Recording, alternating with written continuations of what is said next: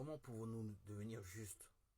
On peut le lire dans Matthieu 3,15, car c'est ainsi qu'il nous convient d'accomplir toute justice. Jésus a été baptisé, nous a sauvés de tous les péchés du monde. Nous sommes devenus justes, car il a été baptisé et a pris tous nos péchés. Comment pouvons-nous dire que nous sommes sans péché si nous n'avons pas le baptême de Jésus dans nos cœurs? Même si nous croyons en Jésus, même si nous pleurons en pensant à sa crucifixion, toutes les larmes du monde ne sauraient laver tous nos péchés. Non. Même si nous pleurons et nous répentons à ce point, nos péchés resteront en nous.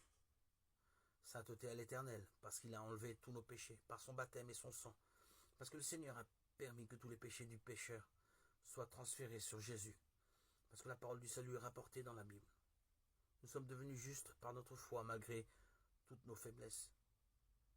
Nous pouvons donc nous présenter devant Dieu, nous pouvons désormais vivre comme des justes et prêcher l'Évangile au monde. Je suis sauvé, tu es sauvé, nous sommes tous sauvés.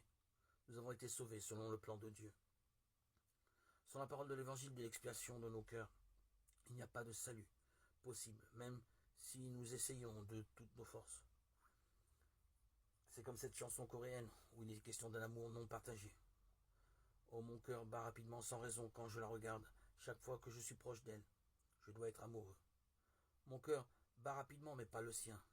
Et si je ne suis pas aimé en retour, les gens ont tendance à penser que le salut vient de manière différente, selon que les différences des gens.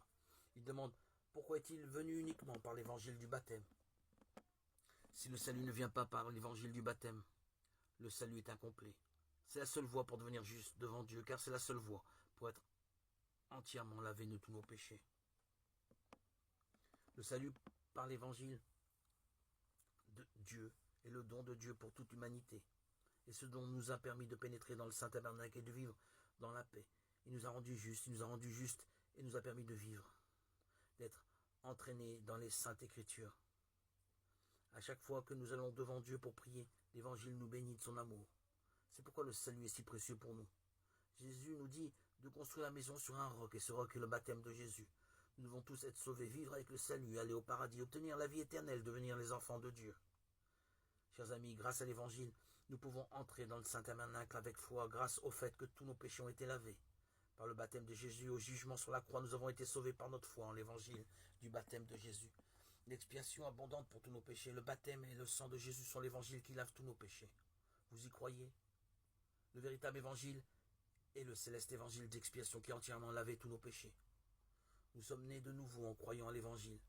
Jésus nous a donné l'évangile d'expiation qui a lavé même nos péchés quotidiens. Louons le Seigneur.